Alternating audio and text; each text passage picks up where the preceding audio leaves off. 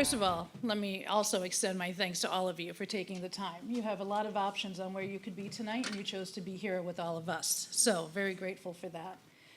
Second, I certainly want to acknowledge that I recognize each and every person in this room has a story, whether it's about cancer or whether it's about something else significant in your life. So taking the time to hear our personal journeys is very special to us, and really, I'm grateful to all of you. So thank you. And to Rachel, I don't know how you do it, but somehow you managed to get us into a great space after a great cocktail hour. So. And I have to acknowledge that standing behind a music stand after many years of not, when I was a kid, my parents were great. They always offered me options, except I would get two options. I would choose one, and they would say, no, you'll do the other. And so somehow or the other, I ended up in chorus for many, many years. So if I break out in a hymnal or something, just go with it. Go with it. Anyway, I think that as you listen to the fellow storytellers, the one thing that we can all agree on, and from your own experiences, is that we don't remember average days. But what we do remember are very specific moments. And for that reason, all of us seem to know date, time, space, event.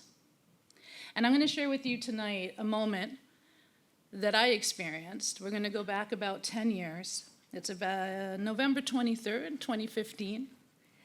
And some of you who are familiar with the Capital District will remember a place called TGI Fridays, right? Stuyvesant Plaza. And the time is 6:45 p.m. We don't remember days. I know nothing else about that day.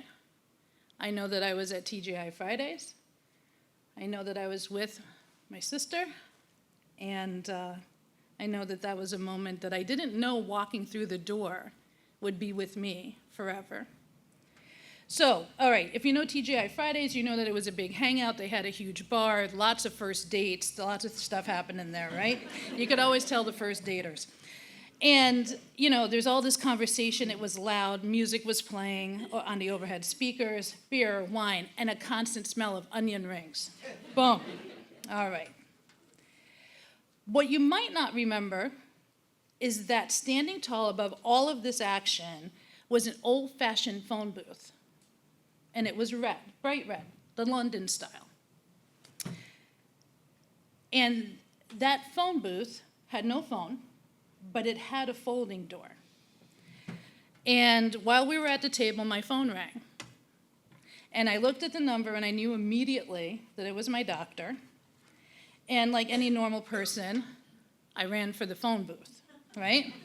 Right, because going outside wouldn't have made sense, right, where it was actually quiet. So I chose to run for the phone booth. I made my way through the crowd. I got to the red phone booth, and I'm yelling into the phone, hold on. Thank goodness, I've been very fortunate in my life. I have a primary care provider who's been a part of my life for the last 30 years.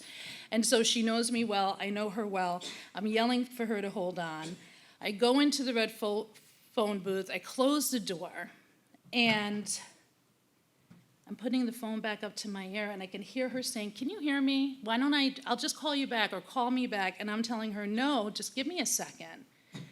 It's noisy still, but it's better. I can hear enough. And I got one finger in the left ear, the cell phone's in my right, and I'm saying to her, did you get my biopsy results? TGI Fridays, red phone booth, biopsy results. All makes sense, right? And she says, I did get the results, but are you sure you can talk now? And I said, yeah. And she said, all right, I'm going to trust you on this one. And she said, listen, I'm really sorry, but your biopsy shows that you have cancer. It confirmed cancer, breast cancer. Okay, so you sigh, because now you realize you're in the red phone booth and all these people are around you, and now what are you going to do, right? And so I say, and I remember this, we still laugh about it. I say, oh, okay, all right. I said, you know what, you're working really late, so thank you for taking the time to call me, right? Because that's what we do. It's sort of similar to when you get pulled over for speeding, the state trooper hands you the ticket, and you say, thank you. Why am I thanking you, right? Why am I thanking you? So that's the start of my story. It's a specific moment that I will remember forever. And so then now what? So, it's interesting because cancer and a diagnosis of cancer was never a death sentence to me. It never occurred to me that I could die. In fact, I really thought of it more as like a temporary annoyance because I had things to do. I have a full life. I had a full schedule. It was just going to be one more thing I needed to squeeze into my life. Yeah, well, let me tell you. Silly me. It was a lot of appointments. It was a lot of conversation. It was learning a new language that I never knew about before. Margins and cells and genetics and all sorts of things that didn't have to be a part of my life before my red phone booth call. And I thought that when I agreed to surgery, I had a mastectomy, that this surgery that was going to redefine such a significant part of who I was in my body, that would be the end of it. You go to the surgery, you heal, you're done. And then once again, I was wrong. In fact, and someone else said this with the storytellers, the side effects from breast cancer last for years. I had no clue. I am not suggesting that no one told me that. I'm sure they did. I didn't want to hear them. I had a full schedule. This was an add-on. And so it really, every day, it sort of struck me like, why is this still happening? And it was side effects from everything. The surgery, the radiation, the prevention drugs, the loss of estrogen, the blood clots, the shots, more surgery, forced menopause. That's just the beginning, right? And then there were these side effects like joint pain and Charlie horses. The Charlie horses were the worst. Oh my gosh. The Charlie horses, the depression, the fatigue. I wrote depression twice. It must have been really bad depression. Really bad depression, right? The pain. And the other thing, and there's themes to all of our stories, the humility to have to ask for help. I needed my husband, my sweet, loving husband, who's here tonight, so thank you. My sweet, loving husband.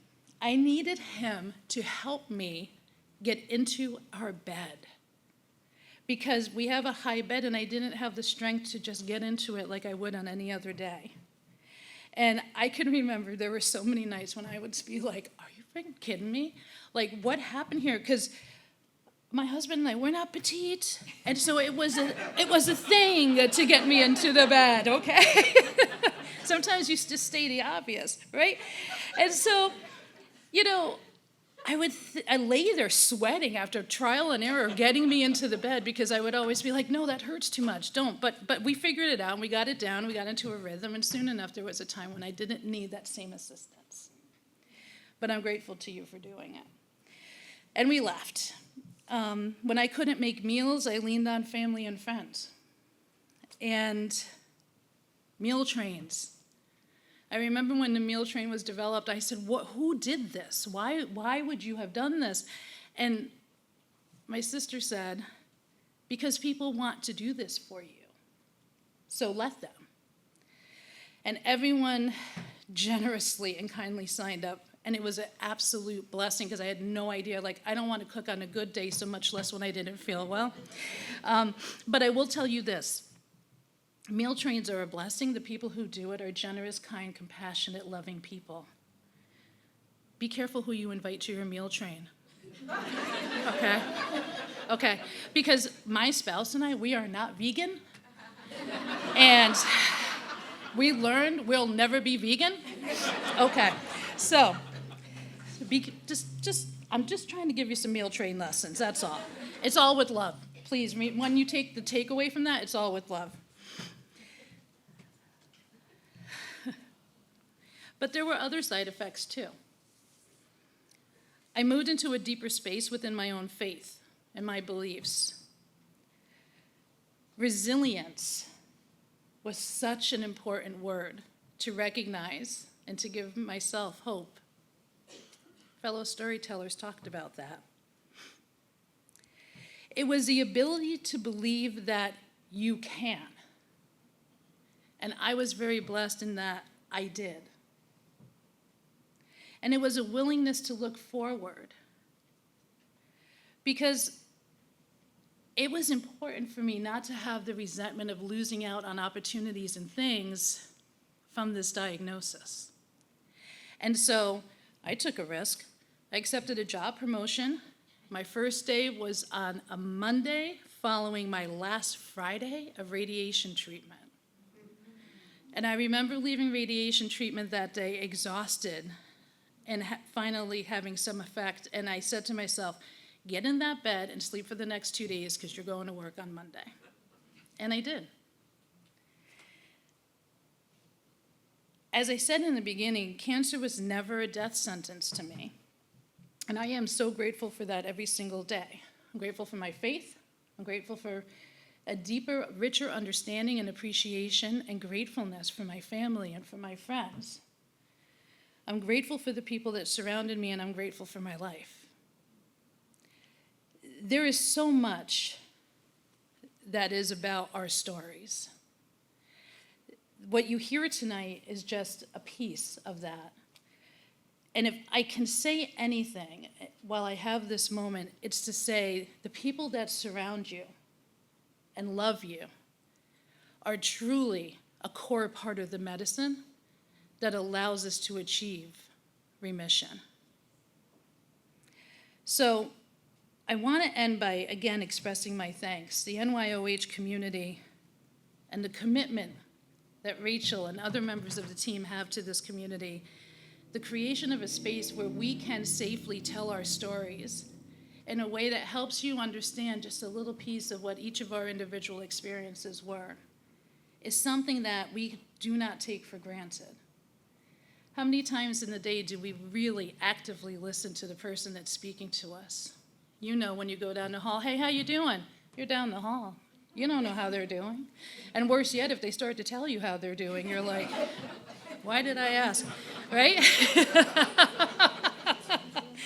When I ask it, I mean it. So I just, again, I want to say thank you. And I want to say that being here was a choice that I made. I have to say that when I got my diagnosis, I remember one of the first things I said was, don't bring pink ribbons around me. I don't want pink ribbons. I don't want all of this. I don't want to go to events and any of that. I just wanted to get through it, continue with my life, and move on. And I think through the years, what I've come to learn is that it's important that we share our stories, not only for our own selves as part of how we heal our trauma and our experience, but also for the fact that there are many people, some sitting in this room right this very second, who have just received a diagnosis.